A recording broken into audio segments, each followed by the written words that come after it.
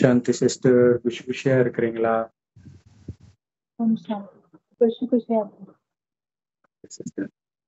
So இன்னைக்கு யோபு 31வது அதிகாரம் 29ல இருந்து பார்க்கிறோம். ஸோ இதுவரைக்கும் பார்த்ததுல ஒரு 1 to 15 அந்த வசனம் வரைக்கும் ஒரு பெண்ணை இச்சையா பார்க்கறது விபச்சாரம் செய்வதற்கு சமம்னு இயேசு புதிய ஏற்பாட்டுல சொன்னது பழைய ஏற்பாட்டுல ரொம்ப ஆழமா சொல்லிட்டாங்க. ஸோ அது எவ்வளவு பெரிய பாவம்ட்டு. இந்த ஒரு பெண்ணுன்றது மனைவியை தவிர இருக்கிறது, மனைவியும் சேர்த்துதான். ஏன்னா இது இப்ப கொடுக்கிற ஞானம். இப்ப கடவுள் சொல்றார், காமம் மிகப்பெரிய எதிரி, அதுல இருந்து வெளியில வாங்க, அதுக்கு என் நினைவுலே இருங்க. இறைவன் செம்பு நிறமான ஒளி உலகத்தில் நட்சத்திரமா இருக்கார். இது வரைக்கும் கடவுள் யாருன்னு தெரியாது, ஆனால் சும்மா பிரேயர் மட்டும் பண்ணாங்க, யாருன்னே தெரியாம. இப்ப தெரிஞ்சிச்சு, என்னை நினைவு பண்ணுங்க அப்படின்ற. அதே மாதிரி நீங்க ஆத்மா பூர்வ மத்தியில நட்சத்திரம் மாதிரி இருக்குது, அதுலதான் பாவம் இருக்குது. ஆத்மான்னு உணர்ந்து நினைவு பண்ணுங்க, உடல்ன்ற உணர்வு வேண்டாம். அதனாலதான் பைபிள் அடிக்கடி மாம்சமானவர்கள்னு இருக்கும். ஸோ அந்த உடல் உணர்வில் இருப்பவர்கள்னு அர்த்தம். ஸோ நீங்க உடல் கிடையாது, ஆத்மான்ற உணர்வில் இருங்க அப்படின்னா தான் கடவுள் சொல்றாரு. ஸோ இப்ப 29ல இருந்து பார்க்கலாம் சிஸ்டர். 29 பார்க்கலாம். என் பகைவனுடைய ஆபத்திலே நான் மகிழ்ந்து பொல்லாப்பு அவனுக்கு நேரிட்ட போது களி கூர்ந்திருந்தேனோ. அவன் ஜீவனுக்கு சாபத்தை கொடுக்கும்படி விரும்பி வாயினால் பாவம் செய்ய நான் இடம் கொடுக்கவில்லை. அவன் இனத்தார்களில் திருப்தியாகாதவனை காண்பிப்பவன் யார் என்று என் கூடாரத்தின் மனுஷர் சொல்லார்களோ. பரதேசி வீதியிலே ராத்தம் தினந்தில்லை, வழிபோக்கனுக்கு என் வாசல்களை திறந்தேன்.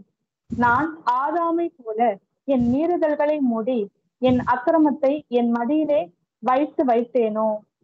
திரளான என் கூட்டத்துக்கு நான் பயந்தினாலாவது இனத்தார் ஜனத்தார் பண்ணும் இகழ்ச்சி என்னை திடுக்கிட பண்ணினதினாலேயே நான் பேசாதிருந்து வாசற்படியை விட்டு புறப்படாதிருந்தேனோ. என் வழக்கை கேட்கிறவன் ஒருவன் இருந்தால் நலமாயிருக்கும். இதோ சர்வ வல்லவர் எனக்கு உத்தரவு அருளி செய்யவும், என் எதிராளி தன் வழக்கை எழுதி கொடுக்கவும் எனக்கு விருப்பம் உண்டு. அதை நான் என் தோளின் மேல் வைத்து எனக்கு கிரீடமாக தரித்துக் கொள்வேனோ. அவனுக்கு நான் என் நடைகளை தொகை தொகையாய் காண்பித்து ஒரு பிரபுவை போல அவனிடத்தில் போவேன். எனக்கு விரோதமாக என் காணி பூமி கூப்பிடுகிறதும் அதன் படைச்சார்கள் கூட அழுகிறதும், கூலி கொடாமல் நான் அதன் பலனை புசித்து பயிரிட்டவர்களின் ஆத்மாவை உபத்திரப்படுத்தினதும் உண்டானால், அதில் கோதுமைக்கு பதிலாக முள்ளும் வார் கோதுமைக்கு பதிலாக களையும் முளைக்கடவது என்றான். யோபின் வார்த்தைகள் முடிந்தது.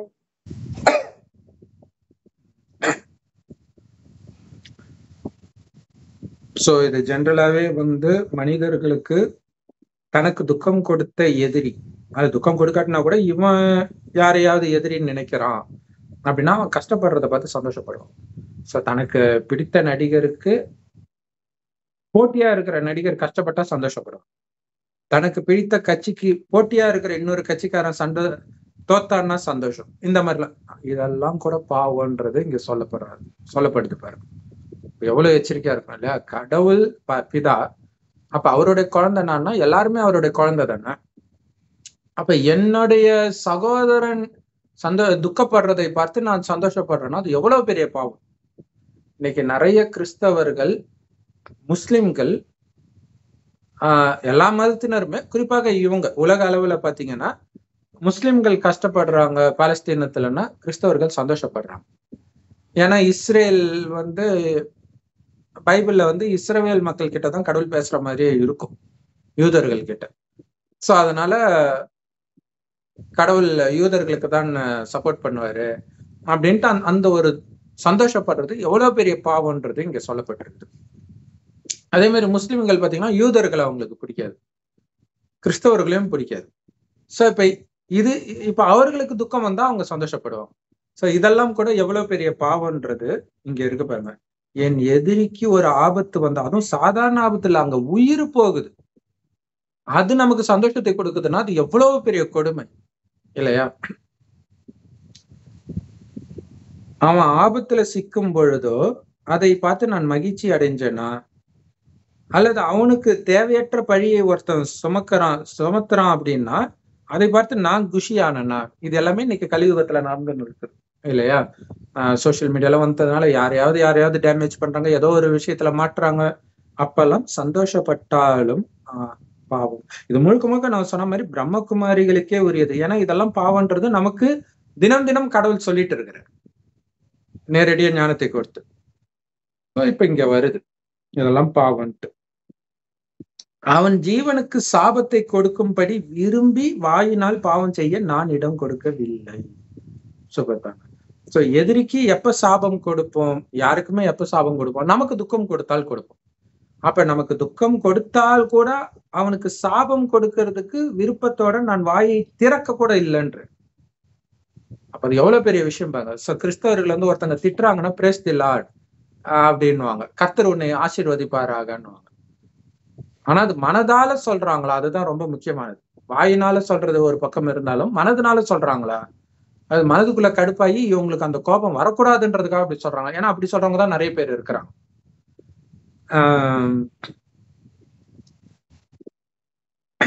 அப்படி கூட வாயில மனசுல கூட நான் இடம் கொடுக்கல அவனுக்கு சாபம் கொடுக்க. ஏன்னா மனசுல வந்தா அது வாயில வந்துடும், வாயில வராட்டினாலும் மனசுல வந்தா சாபம் தான்.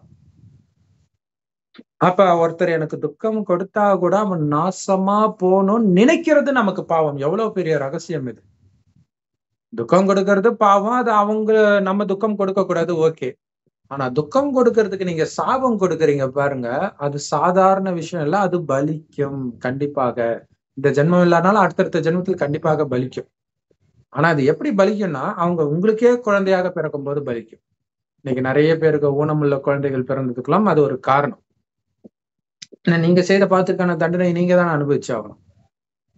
அப்படி கூட நான் ஏதாவது பண்ணேன்னா,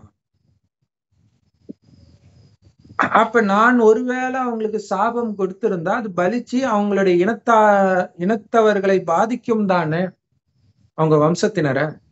அந்த மாதிரி யாராவது பாதிச்சு நீங்க பாத்தீங்களா? சூப்பரா பாத்தீங்களா? உங்களுடைய எதிரி நல்லா இருக்கிறது உங்களுக்கு சாப விமோச்சனம். இது யாருக்கு தெரியும் இல்லையா? எதிரி நாசமா போகணும்னு சொல்லுவோம், அவனுடைய வம்சத்துல யாரோ ஒருத்தர் கஷ்டப்பட்டா கூட உங்களுக்கு அவ்வளவு பெரிய பாவம்ன்றது. இது எவ்வளவு பெரிய விஷயம். அப்படி யாராவது திருப்தி இல்லாத மாதிரி அவனுடைய நிலை இருக்குதா? காட்டுங்க. யாராவது சொல்ல முடியுமா? நான் உங்களுக்கு சாபம் கொடுத்திருந்தா அது தெரியும்ல அப்படின்னு கேட்கிறார்.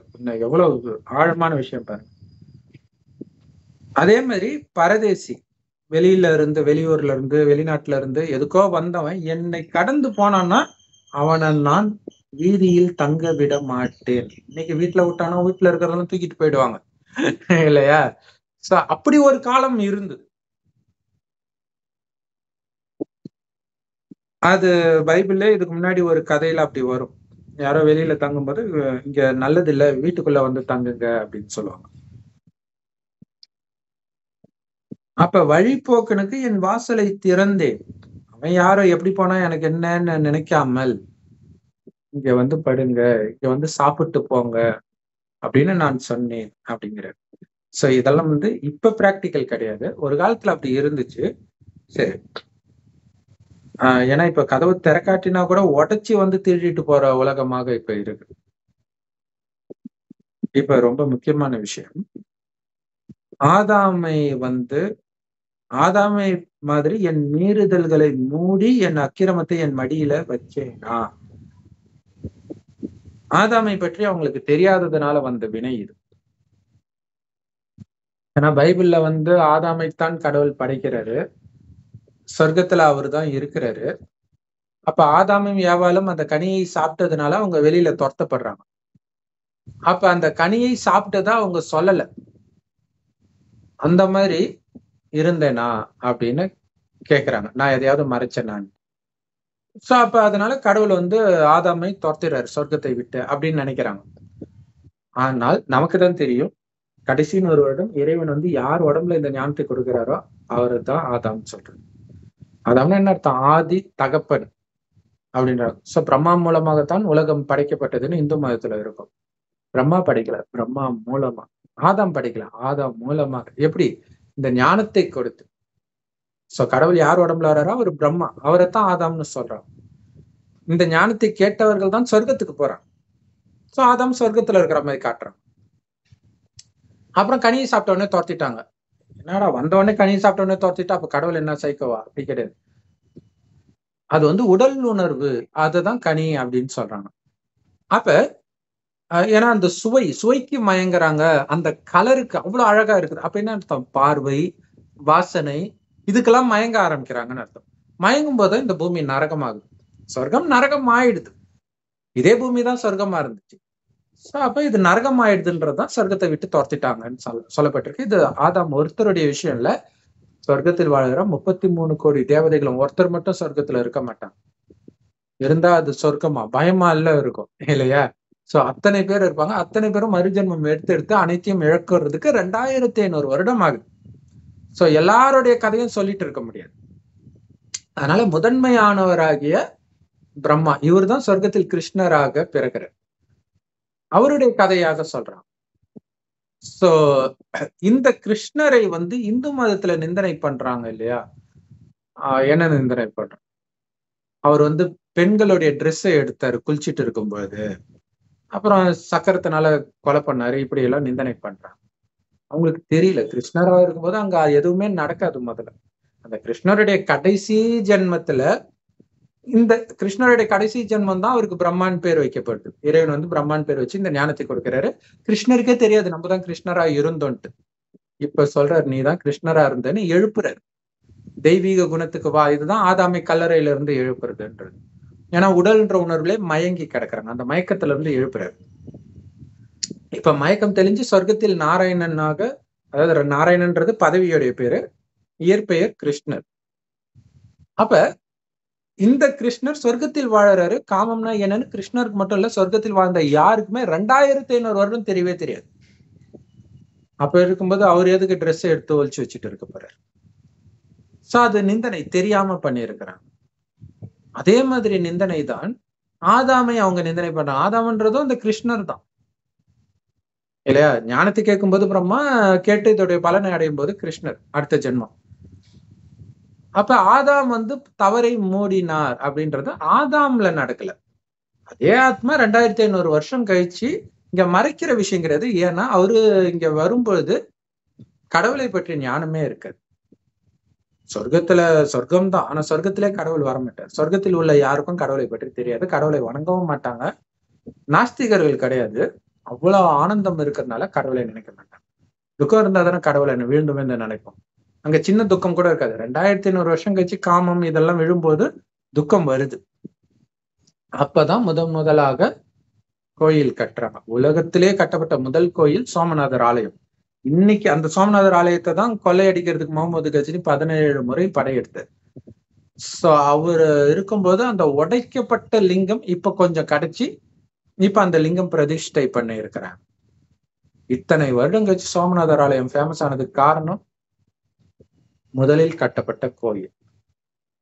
உலகத்துக்கே அவர் தான் கர்த்தர், அவரைத்தான் அல்லான்னு சொல்றோம். கடவுள் ஒருத்தர் தான்.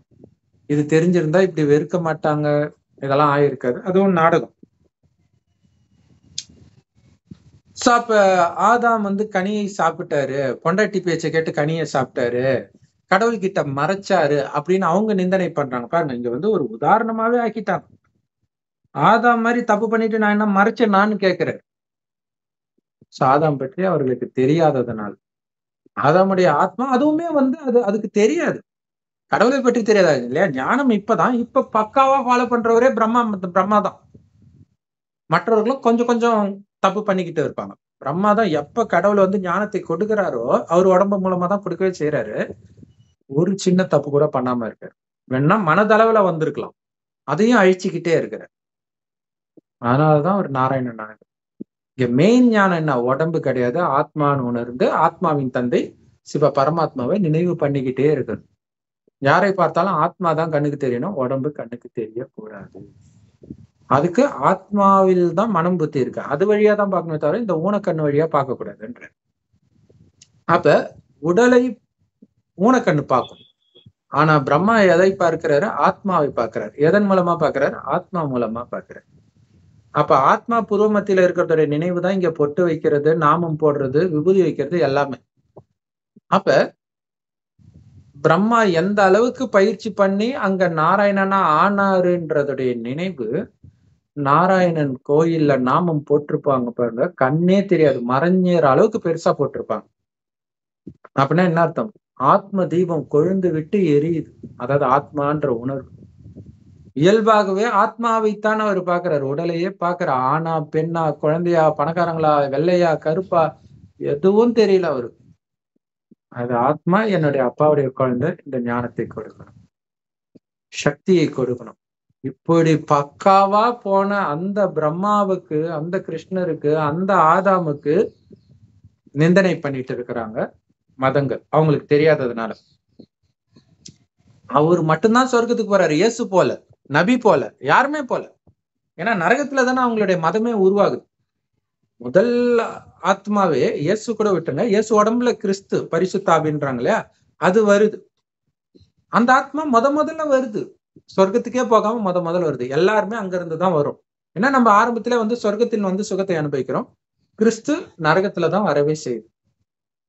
அந்த ஆத்மா சொல்லுது, ஆதாம் தப்பு பண்ணிருக்கிறாரு. இது எவ்வளவு பெரிய கொடுமை இல்லையா? சோ மொத்தத்துல ஒண்ணுதான். இந்து மதத்துல கிருஷ்ணரை நிந்தனை பண்றாங்க, இங்க ஆதாமை நிந்தனை பண்றாங்க. ரெண்டுமே ஒண்ணுதான், ஒருத்தர் தான். ஆனா இது அவங்களுக்கே தெரியாது.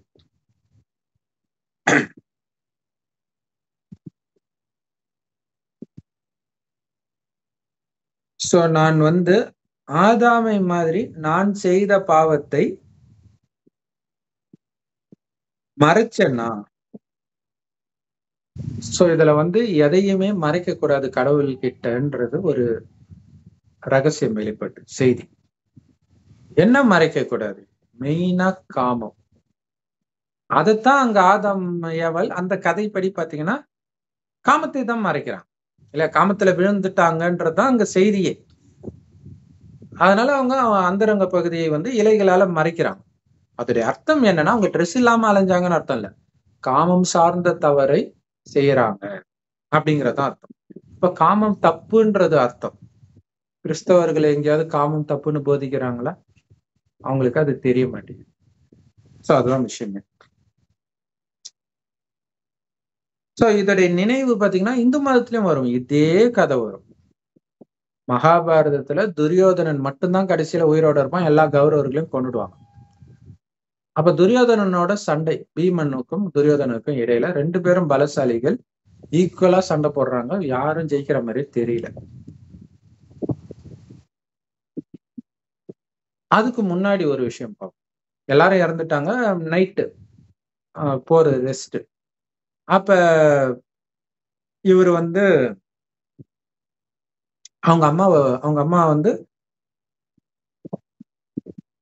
கண்ணு தெரியும், ஆனா கல்யாணம் ஆனதுல இருந்தே கண்ணை மூடிப்பாங்க. ஏன்னா அவங்களுடைய ஹஸ்பண்டுக்கு கண்ணு தெரியாது, பிறவி குருடர்.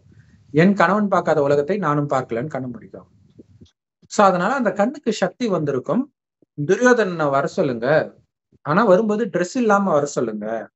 அப்ப என்னுடைய பார்வைப்பட்டோடனே அவனுடைய உடம்பு வஜ்ரம் ஆயிடும், யாருமே அவனை கொல்ல முடியாதுன்றாங்க.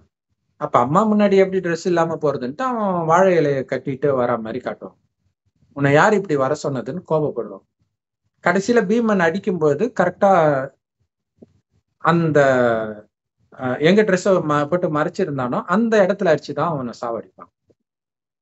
சோ அப்ப இதோடைய அர்த்தம் என்னன்னா, இறைவன் கிட்ட எதையும் மறைக்க கூடாது. நீங்க எதை மறைக்கிறீங்களோ அந்த பாவத்தினாலதான் சொர்க்கத்துக்கு வர முடியாம போயிடுவீங்க, அல்லது வந்தாலும் வேலைக்காரன் பதவி, அந்த மாதிரி கீழான பதவி தான் அடைவீங்க. சோ இவ்வளவு பெரிய ரகசியம் அதுல ஒளிஞ்சிருக்குது. சோ மொத்தத்துல காமம் சார்ந்த தவறை பண்ணக்கூடாதுன்றதுதான் இங்க முக்கியமான விஷயம். இதெல்லாம் எப்ப தெரியுது? இப்ப இந்த ஞானத்தை எடுத்த பிறகுதான் தெரியுது. அதைத்தான் இங்க சொல்றாங்க. இந்த ஞானம் எடுத்தவர்களுக்காக இறைவன் கொடுக்கிற ஞானம் அங்க வெளிப்படுது கதையில, அவ்வளவுதான். ஆனா அவங்களுக்கு அர்த்தம் தெரியாம ஸ்தூலமாக மட்டும் புரிஞ்சுக்கிட்டு மகிமை மட்டும் பாடிட்டு இருக்கிறாங்க. ஆனா நாம மகிமை பாடுறதுல மகிமைக்குரியவராக மாறுகிறோம், இறைவன் சொல்ற வழிப்படி நடந்து. அடுத்தது, திரளான என் கூட்டத்துக்கு பயந்து மற்றவர்கள் என்னை திட்டிடுவாங்களோன்னு பயந்து நான் பேசாம இருந்தனா, வாசற்படியை விட்டு புறப்படாம இருந்தனா. இது ஒரு முக்கியமான அற்புதமான பாயிண்ட். அப்ப பேசிக்கிட்டே இருக்கணுமா? வீட்டை விட்டு வெளில போய்கிட்டே இருக்கணுமா? இது அப்படி கிடையாது. அந்த மாதிரி பாவம் நான் செஞ்சேனான்னு அர்த்தம். இல்லையா? ஒரு பயங்கரமான இப்ப ஒரு சாமியார் வந்து காமம் சார்ந்த தவறு பண்ணிட்டாருன்னா வெளில வந்துருவாரா? மக்கள் விட்டுருவாங்களா?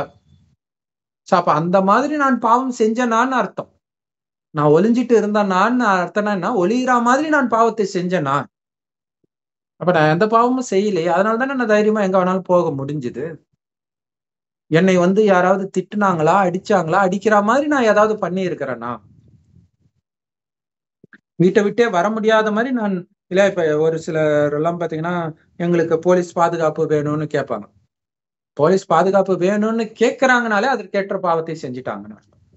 இல்லையே நான் நியாயம் தானே பண்ணேன் அப்படின்னாலும், மக்களுடைய கோபத்தை தூண்டுற மாதிரி நீங்க ஏதோ ஒண்ணு பண்ணியிருந்தீங்கனாலே ஏதோ ஒரு பாவம் பண்ணியிருக்கிறீங்க. ஏன்னா மற்றவர்களுக்கு துக்கம் கொடுக்குறீங்களா அப்ப கூட. அது கூட இருக்கக்கூடாது அப்படிங்கிற ரகசியம் இதுல ஒளிஞ்சிருக்குது. சோ இவ்வளவு என் பக்கத்து நியாயத்தை நான் வைக்கிறேனே, இதை யாராவது காது கொடுத்து கேட்டா நல்லா இருக்குமே. சோ சர்வ வல்லவர் அந்த கடவுள் எனக்கு உத்தரவு கொடுக்கட்டும். எனக்கு எதிரா யாராவது ஒருவர் வந்து எழுதி கொடுக்கட்டும், இவன் எனக்கு இப்படி துக்கத்தை கொடுத்தான். எவ்வளவு சூப்பரான பாயிண்ட். இது பிரம்மகுமாரிகள் மூலமாக சொல்லுவார் இல்லையா? கடவுள் கடைசியில நியாய தீர்ப்பு நாளப்ப 3 பேர் கொண்ட விசாரணை குழு அமரும் அப்படின்னு சொல்றாரு. சோ ஒண்ணு நம்மளுடைய மனசாட்சி, இன்னொன்னு கடவுள், மூணாவது உங்களால பாதிக்கப்பட்டவர்கள். பாதிக்கப்பட்டவர்கள் உங்க மைண்ட்ல என்ன ரெக்கார்ட் ஆச்சு, உங்களுக்குள்ள என்னென்ன எண்ணம் அப்ப இருந்தது, இது எல்லாம் வரும்.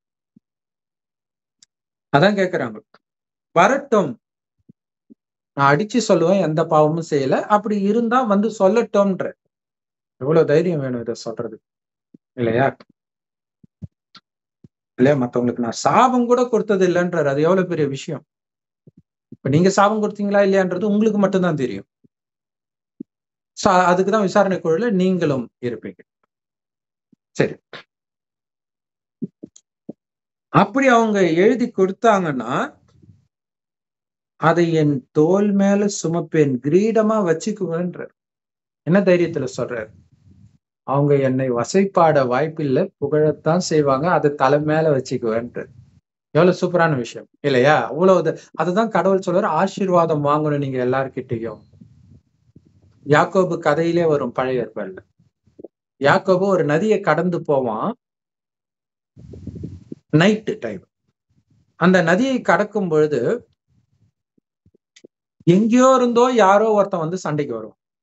நைட்டு ஃபுல்லா சண்டை நடக்கும், சமமா நடக்கும் சண்டை. கடைசியில சண்டைக்கு வந்தவன் வந்து சோர்ந்து போய், அப்பா விடுப்பா சாமி நான் போறேன்ட்டு போறான். போகும்போது யாக்கோபு அவன் காலை பிடிச்சிக்கிறான். யோ நான் தான் விடுறேன், போறேனையா, விடாயான்ற. இல்ல நீங்க எனக்கு ஆசீர்வாதம் கொடுத்துட்டு போங்க, அப்பதான் நான் விடுவேன். எவ்வளவு பெரிய ரகசியம் அது. அப்படின்னா நம்ம வாழ்க்கையில சம்பந்தமே இல்லாம நமக்கு துக்கம் கொடுக்குறவங்க கிட்டயும் நம்ம ஆசீர்வாதம் வாங்கணும்ன்ற.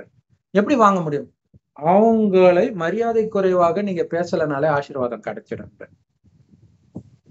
எவ்வளவு பெரிய விஷயம் இல்லையா?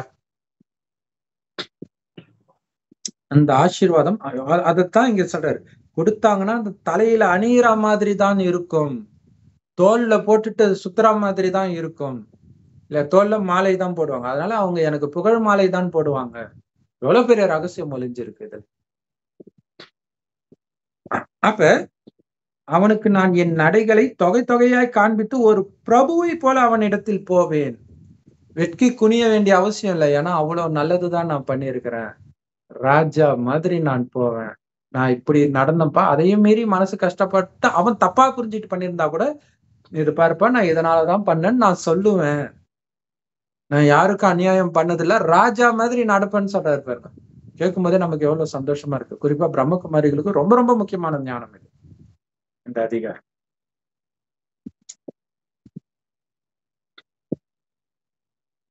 எனக்கு விரோதமா ஒரு காணி பூமி என்ன கூப்பிடுவான்றார். அதாவது என்ன அர்த்தம்? ஒரு காணி நிலத்தை நான் மத்தவங்க கிட்ட இருந்து அபகரிச்சிருப்பேன்னா எப்படி கேட்கிறாரு இல்லையா? அந்த சொல்லுவாங்களா, கல்ல அப்படி ஒரு அடி தள்ளி வைக்கிறது, இந்த மாதிரி எல்லாம் நான் பண்ணியிருப்பேன்னா? ஒரு நிலம், அதாவது நிலத்தில் நிலத்துல தானே நம்ம இருக்கிறோம். நம்ம பாவம் செய்யறது அந்த நிலத்துக்கு தெரியும்ல. அது சொல்லுமா நான் இந்த பாவத்தை செஞ்சேன் அவனுக்குன்ட்டு. பஞ்ச தத்துவத்தை சாட்சியா வச்சு சொல்றேன். பஞ்ச தத்துவத்தை சாட்சியா வச்சு கல்யாணம் எல்லாம் பண்ணுவாங்க இல்லையா? அந்த மாதிரி பஞ்ச தத்துவம் சொல்லுமா எனக்கு எதிராக. ஏன்னா ஒருத்தரை திட்டுறாங்கன்னா, ஒரு அமெரிக்கால இருக்கிற ஒருத்தரை நான் இப்ப இந்தியாவில இருந்து திட்டுறேன்னா அது அவனுக்கு போய் சேரும். எப்படி போய் சேரும்? இந்த பஞ்ச தத்துவத்தின் மூலமாக தான் இந்த எண்ணங்கள் போகும். அந்த பஞ்ச தத்துவமே அது பாதிக்கப்படும். அப்ப அது சொல்லுமா எனக்கு எதிராக. நான் ஒருத்தனுக்கு எதிராக பேசினேன்னு அது சொல்லுமா? இல்ல. அவர் எப்பவுமே ஆசீர்வாதத்தை கொடுக்கும்போது அது ஆனந்தம் அடையுமா. சாபம் கொடுக்கும்போது அதுவே துடிக்குமா. இன்னைக்கு நிறைய சுனாமி, இயற்கை சீற்றம்லாம் வர்றதுக்கு அதான் காரணம்.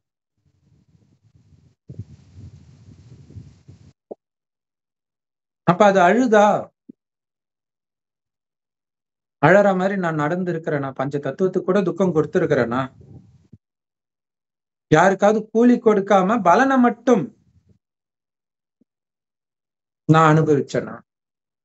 சோ இன்னைக்கு சமீபமா நியூஸ்ல கூட வந்துச்சு, யாரோ அடிமையாக இருந்தவங்கள மீட்டாங்கன்ட்டு. அடிமையா இருக்கிறதுனா என்ன அர்த்தம்? வேலை மட்டும் வாங்கிக்குவாங்க, சாப்பாடு போடுவாங்க, கூலி கொடுக்க மாட்டாங்க. ஒரு காலத்துல அப்படி இருந்துச்சு. ஆனா அவங்கள ராஜா மாதிரி வச்சிருப்பாங்க. அப்ப பிரச்சனை இல்லை. ஆனா இன்னைக்கு பிரச்சனை. சோ அதுதான், அப்படி கூலி கொடுக்காம உழைப்ப மட்டும் நான் சுரண்டுனேன்னா, சுயநலத்துக்காக அவங்கள பயன்படுத்திக்கிட்டேன்னா,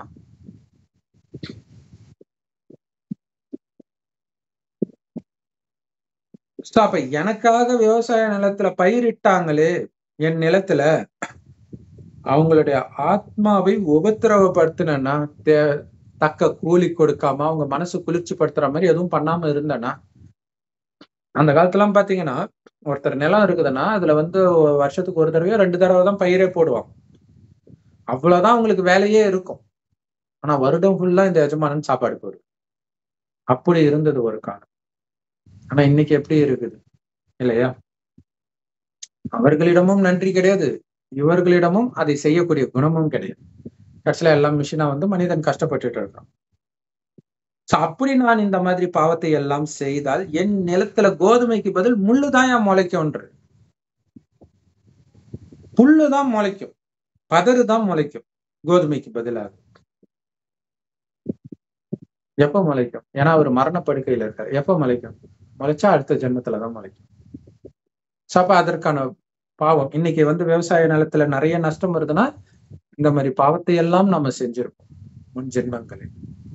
அதனால நான் பாவமே செய்யலன்னு யாருமே சொல்ல முடியாது. ஒண்ணு பண்ணலாம், இனி அதை பண்ணாம இருக்கும். ஏன்னா இப்பதான் இறைவன் சொல்றாரு எப்படி பண்ணாம இருக்கிறது. நீ ஆத்மாவை பார், உடலை பார்த்தாலே பாவம் செய்வார். நானும் ஒரு ஒளிப்புள்ளி, அவரும் ஒரு ஒளிப்புள்ளி, அந்த கடவுளுடைய குழந்தை. இன்னைக்கு பிச்சைக்காரனா இருக்கலாம், வேலைக்காரனா இருக்கலாம், ஊனமா இருக்கலாம். ஆனா ஒரு காலத்தில் இந்த உலகத்தை ஆண்ட ராஜாவாக இருந்திருப்பாங்க. ஏதோ ஒரு பாவம் செஞ்சு பாவம் அப்படி பிறந்துட்டாங்க. அதுக்கான தண்டனை அவங்க அனுபவிச்சுட்டு தான் இருக்கிறாங்க. ஆனா அது மேலும் நீ ஏன் குத்துனா அதுவும் பாவம். சோ மிகப்பெரிய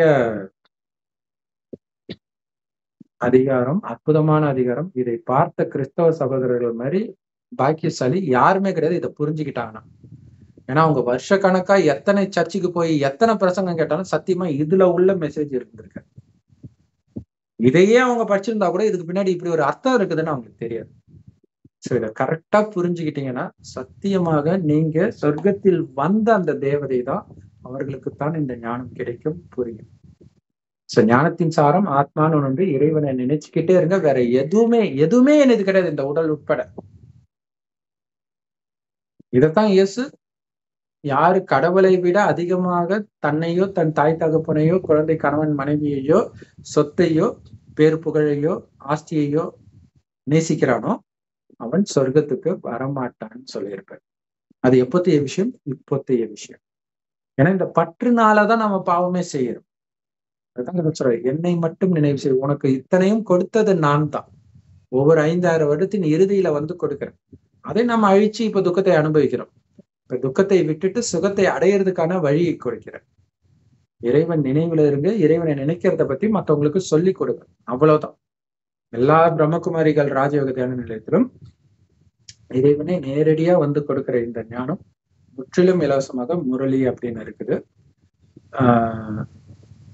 அருகில் உள்ள பிரம்மகுமாரிகள் ராஜயோக தியான நிலையத்துக்கு போங்க.